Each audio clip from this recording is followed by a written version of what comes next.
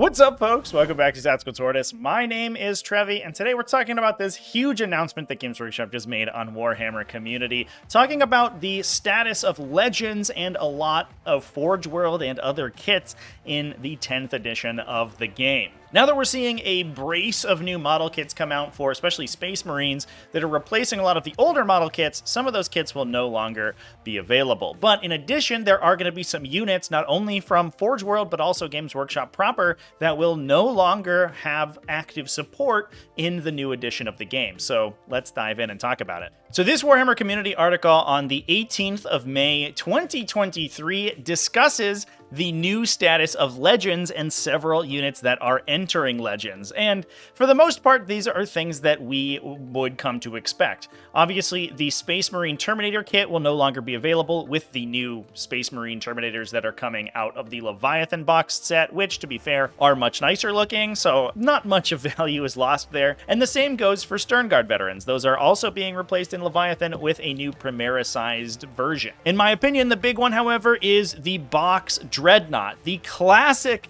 Space Marine Dreadnought kit that has been a staple for the game for, I think, over 20 years at this point, is being removed from the web store. And on top of that, all of the datasheets associated with these that are not the updated version, so the updated Sternguard veterans, the Primaris variety, the same with the Terminators, those are going to be moved to Legends. So what is Legends exactly? It is a selection of datasheets for units that are no longer available or actively produced by Games Workshop for use in Warhammer 40k. This is maintained so that players who own those models who want to play them in a casual setting will have rules to use with them. However, those rules are not actively balanced and not encouraged for competitive or grand tournament play. This means that if you have any units that are on the Legends list, those units will not be available for most forms of competitive or organized play. But if you're playing them with some friends or you're playing them in a narrative campaign, that is generally fine. So with that being the case, this is the first time we are seeing the transition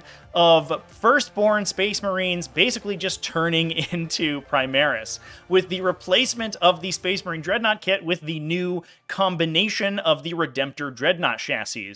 More melee-oriented Dreadnought varieties are being replaced with the Brutalis, the Combined Arms version are being replaced with the Standard Redemptor, and the previous variety of Riflemen or Gunslinger Dreadnoughts, as people called them, that took two ranged weapons are being replaced with the new Ballistus Dreadnought. With the update of the Terminators and Sternguard veterans to Primaris scale, I think it's likely that a lot of the existing Firstborn units will be updated to a new sculpt sometime within the next couple of years. And while the original sculpt will probably still be used, those will not be available in the future. And we're going to see the totally amalgamation of Primaris with Firstborn Marine profiles with no differentiation between them, which is, to be fair, going to make the Space Marine line a lot easier to parse through, and it's going to make the game a little bit more straightforward. But it does mean that some classic units might be going the way of the dodo. Now, right now, it's really only the Space Marine Dreadnought and these other squads that are being affected by this, and they do discuss that specialist flavors of Dreadnought, such as the Librarian, Wolfen, or Venerable Dreadnought kits, are not going to be removed. So, if you do have these old school Space Marine Dreadnoughts and you still want to put them in your 10th edition army to play in a GT, you will most likely be able to use the Venerable Dreadnought profile for them, because those typically had a similar weapon selection and they're basically the same model. So this isn't the removal of the box Dreadnought entirely, it's just the removal of the most generic version. Any of the specialist versions are still around.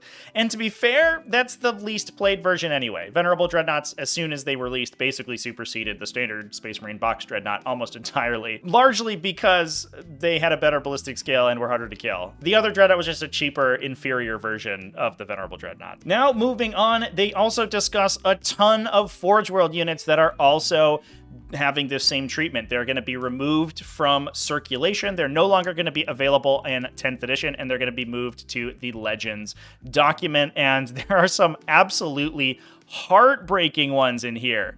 The first one, and I think the most impactful on being the Relic Contemptor Dreadnought. These have been such a terror all the way through 8th and 9th edition, and they are no longer gonna be playable. Although it's likely we'll see the classic Redemptor Dreadnought and potentially have some Forge World weapon options for it moving on into the future. But the Relic Contemptor variety is not going to be available. Gabriel Angelos is being removed, which is a sad time for anyone who's a Blood Raven Ravens fan, and some of the chapter-specific varieties of Venerable Dreadnought are also being removed. We also see Asterion Moloch and Ivanus Incomi being removed from the Minotaurs chapter, as well as a bunch of Inquisitor special characters, including Inquisitor Locke and Hector Rex. These guys did see a little bit of play in early 9th edition, late 8th edition, but mostly have fallen by the wayside as well. I actually don't think they got updated profiles in 9th edition either, so that's not too big of a downside. Carib Cullen is also similarly being removed, and unfortunately for all those Carcadon stands, Tiberios the Red Wake is also going by the wayside. Although that guy had a really old model. He was very undersized for the character he was supposed to be. That guy was supposed to be like a huge imposing dude, but he's smaller than most Space Marine Terminators now. And now that the Space Marine Terminators have been upscaled, he's going to be a diminutive little dude. We also see the Vendetta gunship being removed, so it doesn't look like that's going to be available for Astra Militarum players either. And moving on to Chaos units, we also have some heartbreakers. The super heavy Greater Demons, so the big giant guys, that's Angarath the Unbound, Scabythrax, I forget their name, and Eteos Raucaries, Zarachniel, right? Actually, that's Zarachniel? I just remembered. These are always a terrible profile in the game, just being a big knight, but not getting the constant support that Titanic units in 40k need to remain relevant meant that they were always bad.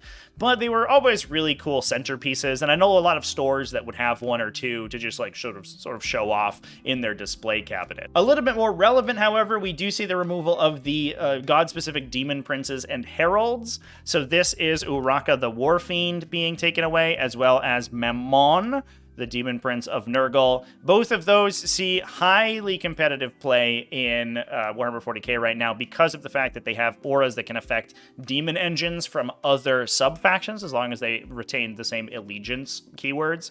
So you can play Mammon, for example, with a bunch of Demon Soul Grinders, or even Death Guard Plagueburst Crawlers, and Mammon can grant them rerolls. Uraka the Warfiend does the same thing for World Eaters Demon Engines, as well as buffing 8-bound out of World Eaters, which is pretty cool. So there is some play for those models, and they do see play a little bit now, but again, being removed in 10th edition. And moving on to Xenos units, this one hits directly where I live. The Dimacaron and Tyrannid Malanthrope are both being legended. That's very sad. I bought 2 Dimacarons to play in Crusher Stampede back in the day, and they never were really at the point, I think, where I would have been comfortable with them. They always sort of had some odd rules that made them not very good, but they were always fun to play with.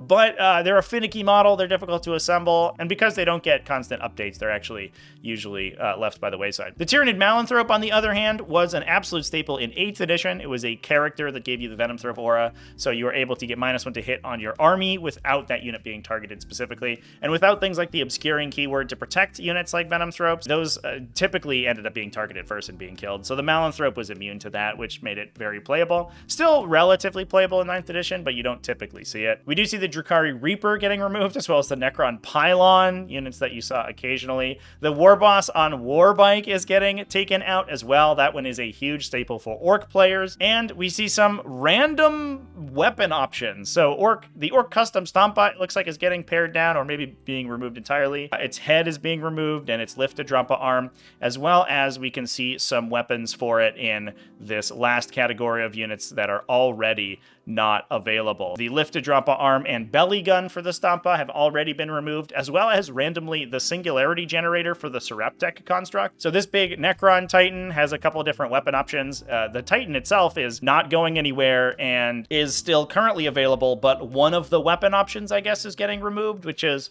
a little bit funky. They're getting rid of the Landspeeder Tempest as well, which I'm not too upset about. That thing was really broken at the beginning of 9th edition. They gave it a real huge glow up in terms of its mechanics without actually redressing its points value, and it became super duper toxic for a really long time. Severin Loth was also pretty cool. He's a combat-focused Space Marine librarian for the Red Scorpions chapter, and honestly, one of the coolest Firstborn Space Marine sculpts, in my opinion, in the entire game. So it is very sad to see him go. I used to have a Severin Loth back in the day for use with the Blood Angels army, in fact. The Damocles Command Rhino is getting taken away. The Luft Huron, the pre-chaosified Huron Blackheart for Astral Claws, getting taken out. And unfortunately for me, the Stone Crusher Carnifex. No, this poor boy. He doesn't deserve that kind of treatment, given the fact that he's basically already garbage.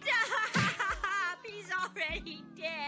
But again, these are profiles that they will no longer have to try to keep updated, so they no longer have the problem of having units that are wildly outdated that the design team then has to go back and constantly keep iterating on, that they don't even sell kits for in the main Games Workshop store. There's also a note at the bottom of the article that Forge World is mostly going to be going back to focusing on larger kits that can't really be feasibly produced in large quantities in plastic. And when new units are added to the game in the future, they will almost always be plastic. So what we should not be expecting is to see big transformative releases from Forge World in the future. Those will be coming from Games Workshop proper. And we've already seen a lot of the Forge World options being moved to the Games Workshop web store as well. So it may be that that's also where some of these Forge World options go too. So huge announcement from Forge World and Games Workshop today. It's sad to see a lot of these kits go from competitive play, but again, a lot of them weren't being updated very often, so they weren't very playable. And oftentimes Forge World units and units that didn't get constant datasheet updates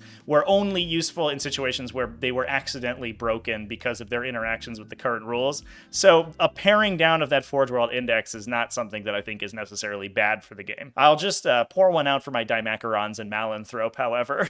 So let me know down in the comments section what you think about this change, and if you think this is a good idea, and if you have any units on the list that you love to play very dearly and are sad to see them move to Legends. And let me know down in the comments if you plan to play them in their Legends form anyway, regardless of the fact that they are not being constantly updated. Big thanks for watching all the way to the end of the video. Thanks as well to everybody who supports the channel, either over on Patreon at patreon.com/TacticalTortoise, YouTube channel members, Twitch subscribers. All you people are great. I love you. Remember to keep it classy, folks. Have happy wargaming, and stay tuned to the next one.